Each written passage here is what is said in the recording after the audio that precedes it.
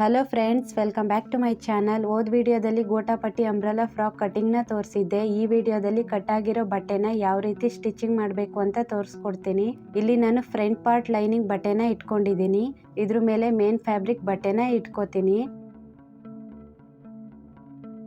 ಇದು ಸೀದಾ ಸೈಡ್ ಆಗಿದೆ ಹಾಗೂ ಇದು ಉಲ್ಟಾ ಸೈಡ್ ಆಗಿದೆ. ಹೀಗೆ ಬಟ್ಟೆನ ಸೀದಾ ಸೈಡ್ ಬರೋ ಹಾಗೆ ಇಟ್ಕೊಂಡು ಮೇನ್ ಫ್ಯಾಬ್ರಿಕ್ಗೆ ಲೈನಿಂಗ್ ಫ್ಯಾಬ್ರಿಕ್ನ ಅಟ್ಯಾಚ್ ಮಾಡ್ಕೋತೀನಿ. ಇಲ್ಲಿ ಫ್ರಂಟ್ ಪಾರ್ಟ್ಗೆ ಗೋಟಾ ಡಿಸೈನ್ ಬಟ್ಟೆನ ಅಟ್ಯಾಚ್ ಮಾಡ್ಕೊಳ್ಳೋದ್ರಿಂದ ಈ ರೀತಿಯಾಗಿ ಸ್ಟಿಚ್ ಮಾಡ್ಕೋತಾ ಇದ್ದೀನಿ.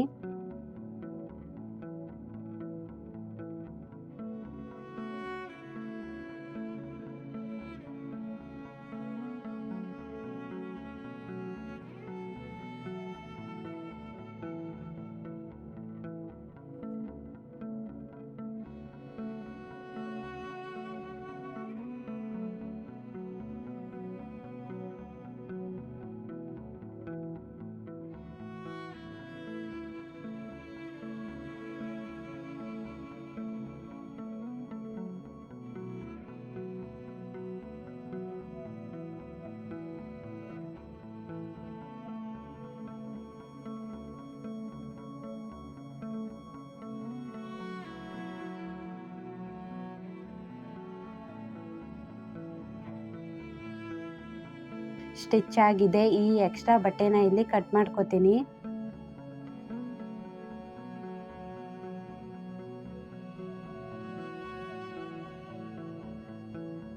ಇಲ್ಲಿ ಬ್ಯಾಕ್ ಪಾರ್ಟ್ನ ಸ್ಟಿಚ್ ಮಾಡೋಕೆ ಅಂತ ಮೇನ್ ಫ್ಯಾಬ್ರಿಕ್ ಬಟ್ಟೆನ ಇಟ್ಕೊಂಡಿದ್ದೀನಿ. ಇದು ಉಲ್ಟಾ ಸೈಡ್ ಆಗಿದೆ ಹಾಗೂ ಇದು ಸೀದಾ ಸೈಡ್ ಆಗಿದೆ. ಇದ್ರ ಮೇಲೆ ಲೈನಿಂಗ್ನ ಇಟ್ಟು ನೆಕ್ ಹತ್ರ 1/2 ಇಂಚ್ ಬಿಟ್ಟು ಸ್ಟಿಚ್ ಮಾಡ್ಕೋತೀನಿ.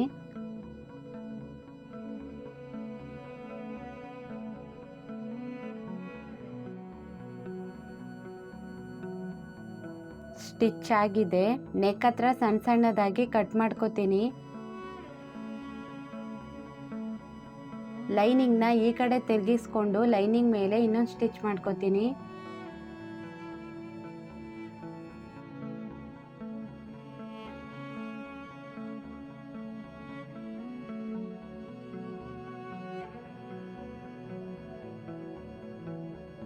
ನಂತರ ಇದನ್ನ ಪಲ್ಟಾಯಿಸ್ಕೊಂಡು ನೆಕ್ಕಿಂದ ಹಿಡಿದು ಸುತ್ತ ಸ್ಟಿಚ್ ಮಾಡ್ಕೋತೀನಿ.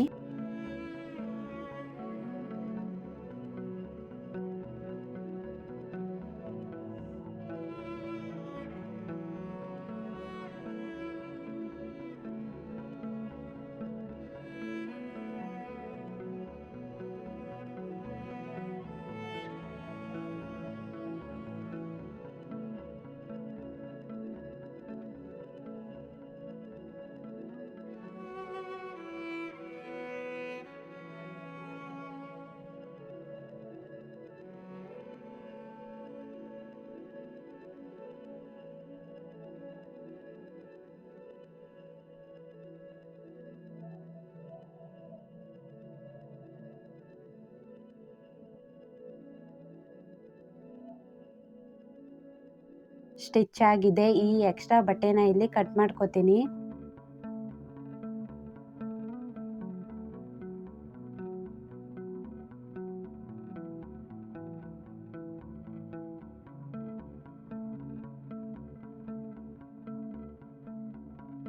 ಇಲ್ಲಿ ಫ್ರಂಟ್ ಡಿಸೈನ್ ಮಾಡೋಕೆ ಅಂತ ಮಾರ್ಕ್ ಆಗಿರೋ ಬಟ್ಟೆನ ಇಟ್ಕೊಂಡಿದ್ದೀನಿ. ಇದ್ರ ಮೇಲೆ ಹೀಗೆ ಲೇಸ್ನ ಇಟ್ಟು ಸ್ಟಿಚ್ ಮಾಡ್ಕೋತೀನಿ.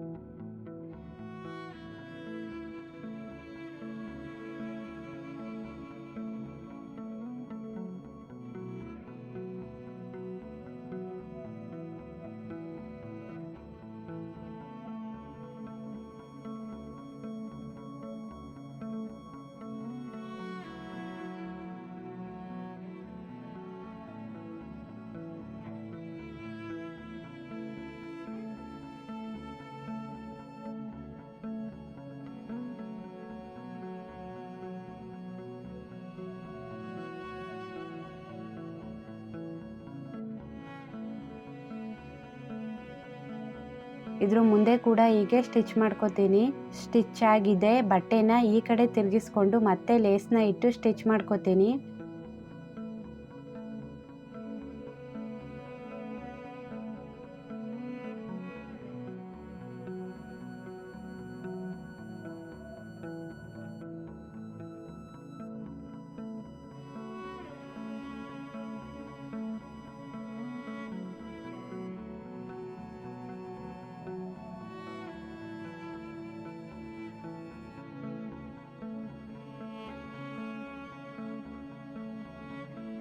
ಇದ್ರ ಮುಂದೆ ಕೂಡ ಹೀಗೆ ಸ್ಟಿಚ್ ಮಾಡ್ಕೋತೀನಿ. ಸ್ಟಿಚ್ ಆಗಿದೆ. ಇವಾಗ ಇದನ್ನ ಹೀಗೆ ಉಲ್ಟಾ ಮಾಡಿ ಇಟ್ಕೊಂಡು 1/2 ಇಂಚ್ಗೆ ಫೋಲ್ಡ್ ಮಾಡಿ ಸುತ್ತ ಸ್ಟಿಚ್ ಮಾಡ್ಕೋತೀನಿ.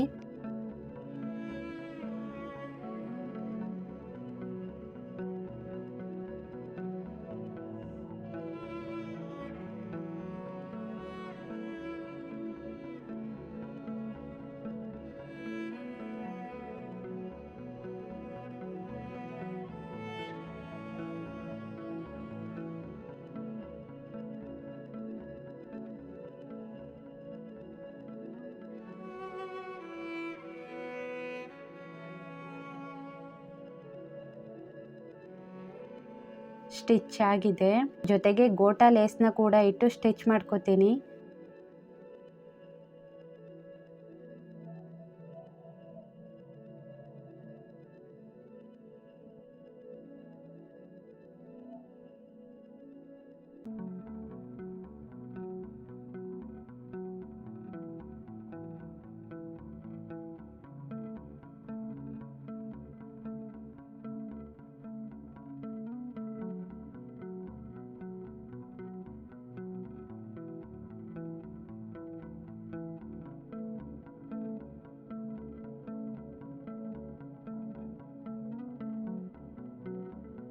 ಲೇಸ್ ಅಟ್ಯಾಚ್ ಆಗಿದೆ. ಇವಾಗ ಇದನ್ನ ಸೆಂಟರ್ಗೆ ಫೋಲ್ಡ್ ಮಾಡ್ಕೋತೀನಿ. ಫ್ರಂಟ್ ಟಾಪ್ ಪೀಸ್ನ ಕೂಡ ಇಟ್ಕೋತೀನಿ. ಇದನ್ನು ಅಷ್ಟೇ ಸೆಂಟರ್ಗೆ ಫೋಲ್ಡ್ ಮಾಡಿಕೊಂಡು ಇದೇ ಅಳತೆಗೆ ನೆಕ್ನ ಕಟ್ ಮಾಡ್ಕೋತೀನಿ.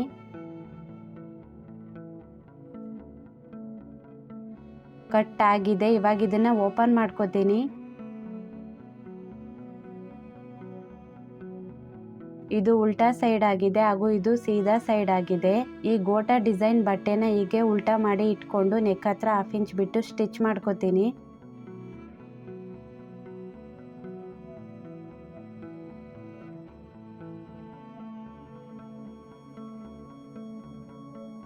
ಸ್ಟಿಚ್ ಆಗಿದೆ. ನೆಕ್ ಹತ್ರ ಸಣ್ಣ ಸಣ್ಣದಾಗಿ ಕಟ್ ಮಾಡಿಕೊಂಡು ಇದನ್ನ ಪಲ್ಟಾಯಿಸ್ಕೋತೀನಿ.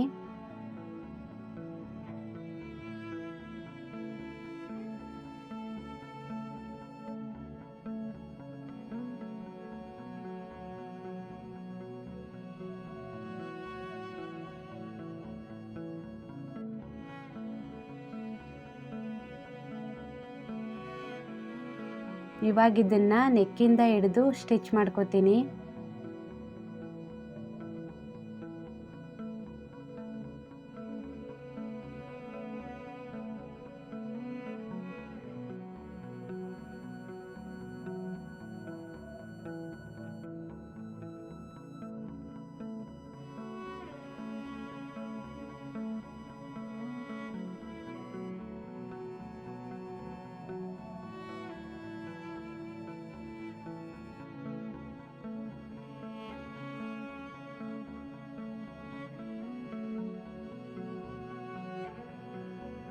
ಸ್ಟಿಚ್ ಆಗಿದೆ. ಇಲ್ಲಿ ಬಟ್ಟೆನ ಒಂದ್ರ ಮೇಲೊಂದು ಇಟ್ಕೊಂಡು ಶೋಲ್ಡರ್ನ ಅಟ್ಯಾಚ್ ಮಾಡ್ಕೋತೀನಿ.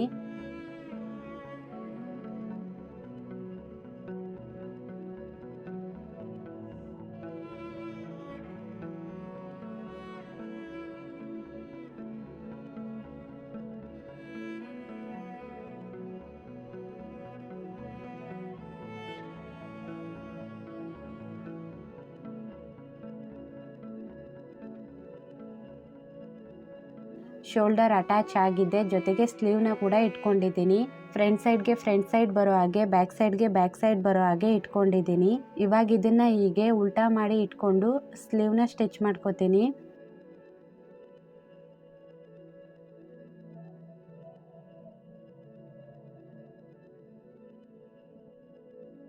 ಸ್ಲೀವ್ ಬಾಟಮ್ನ ಡಬಲ್ ಫೋಲ್ಡ್ ಮಾಡಿ ಸ್ಟಿಚ್ ಮಾಡ್ಕೊಂಡಿದ್ದೀನಿ.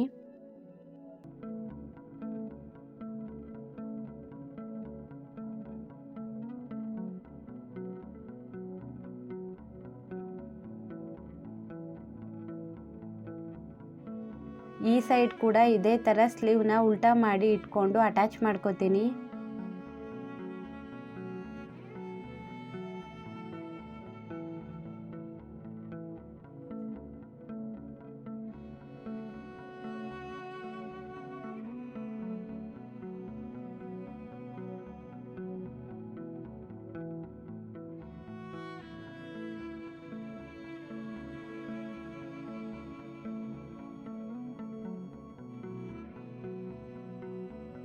ಇಲ್ಲಿ ಟಾಪ್ ಸ್ಟಿಚ್ ಆಗಿದೆ. ಇವಾಗ ಇಲ್ಲಿ ಮಾರ್ಕ್ ಆಗಿರೋ ಬಾಟಮ್ ಪಾರ್ಟ್ನ ಇಟ್ಕೊಂಡಿದ್ದೀನಿ. ಇದ್ರ ಮೇಲೂ ಕೂಡ ಗೋಟಾ ಲೇಸ್ನ ಇಟ್ಟು ಸ್ಟಿಚ್ ಮಾಡ್ಕೋತೀನಿ.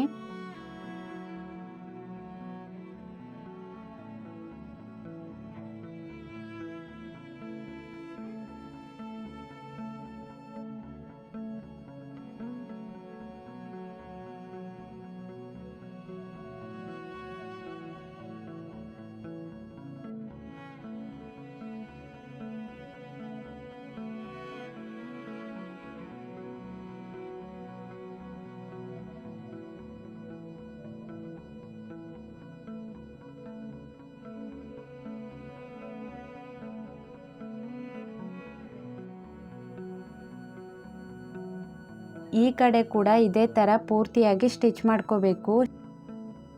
ಸ್ಟಿಚ್ ಆಗಿದೆ. ಜೊತೆಗೆ ಮೇಲ್ಗಡೆ ಬಾಟಮ್ ಪಾರ್ಟ್ನ ಕೂಡ ಇಟ್ಕೊಂಡಿದ್ದೀನಿ. ಇದನ್ನ ಹೀಗೆ ಉಲ್ಟಾ ಮಾಡಿ ಇಟ್ಕೊಂಡು ಎರಡು ಬಟ್ಟೆನೂ ಅಟ್ಯಾಚ್ ಮಾಡ್ಕೋತೀನಿ.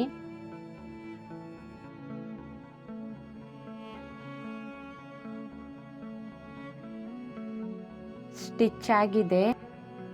ಇಲ್ಲಿ ಲೈನಿಂಗ್ ಬಾಟಮ್ನ ಇಟ್ಕೊಂಡಿದ್ದೀನಿ. ಇದು ಜಾಯಿಂಟ್ ಪೀಸ್ ಆಗಿರೋದ್ರಿಂದ ಇದನ್ನ ಕಟ್ ಮಾಡ್ಕೋತೀನಿ.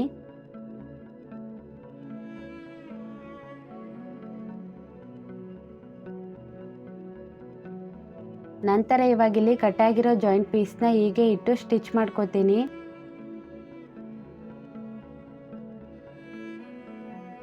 ಮತ್ತೆ ಇದನ್ನ ಪಲ್ಟಾಯಿಸ್ಕೊಂಡು ಇದ್ರ ಮೇಲೆ ಸ್ಟಿಚ್ ಮಾಡ್ಕೋತೀನಿ.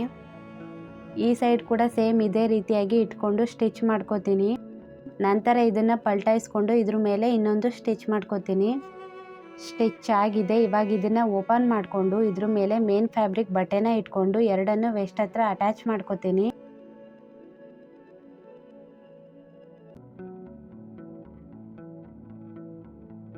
ಅಟ್ಯಾಚ್ ಆಗಿದೆ. ಜೊತೆಗೆ ಟಾಪ್ ಪಾರ್ಟ್ನ ಕೂಡ ಇಟ್ಕೊಂಡಿದ್ದೀನಿ. ಇಲ್ಲಿ ಟಾಪ್ನ ಬಾಟಮ್ಗೆ ಅಟ್ಯಾಚ್ ಮಾಡ್ಕೋತೀನಿ.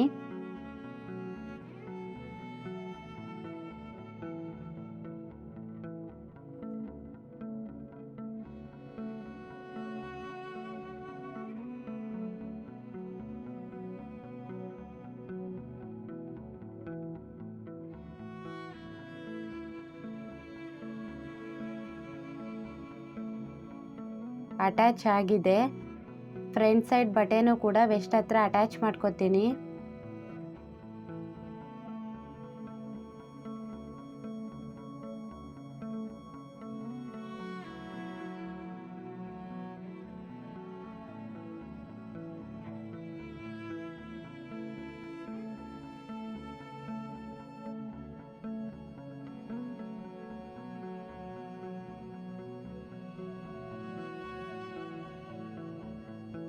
ಅಟ್ಯಾಚ್ ಆಗಿದೆ. ಜೊತೆಗೆ ಸೈಡ್ನ ಕೂಡ ಮಾರ್ಕ್ ಮಾಡ್ಕೊಂಡಿದ್ದೀನಿ. ಇದನ್ನ ಹಿಪ್ ಮೆಜರ್ಮೆಂಟ್ ವರೆಗೆ ಸ್ಟಿಚ್ ಮಾಡ್ಕೋತೀನಿ.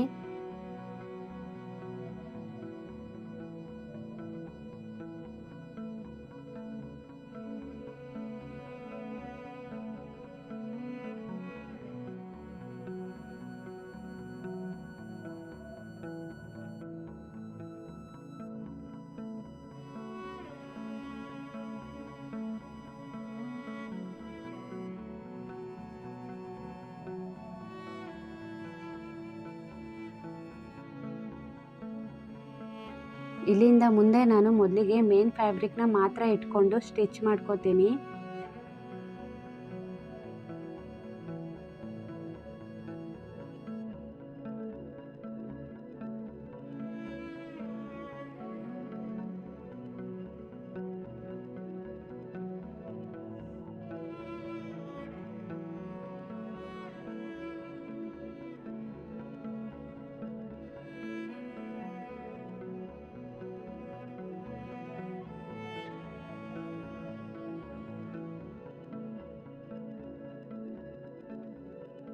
ನಂತರ ಲೈನಿಂಗ್ ಫ್ಯಾಬ್ರಿಕ್ನ ಮಾತ್ರ ಇಟ್ಕೊಂಡು ಸ್ಟಿಚ್ ಮಾಡ್ಕೋತೀನಿ.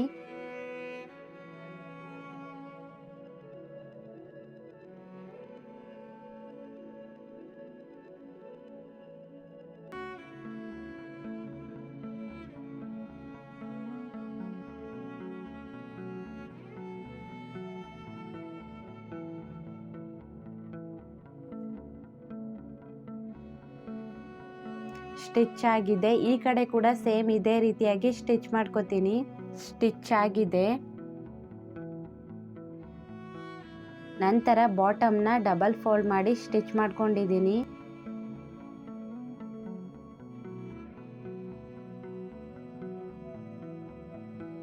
ಇವಾಗಿಲ್ಲಿ ಫ್ರಾಕ್ ಸ್ಟಿಚ್ ಆಗಿದೆ. ಈ ಗೋಟಾಲೇಸ್ ಮಧ್ಯ ಮಿರರ್ನ ಅಂಟಿಸೋಕೆ ಅಂತ ಸ್ಟೋನ್ ಗಮ್ ತಗೊಂಡಿದ್ದೀನಿ. ಈ ಗಮ್ ಹಾಕೊಂಡು ಮಿರರ್ನ ಅಂಟಿಸ್ಕೋತೀನಿ.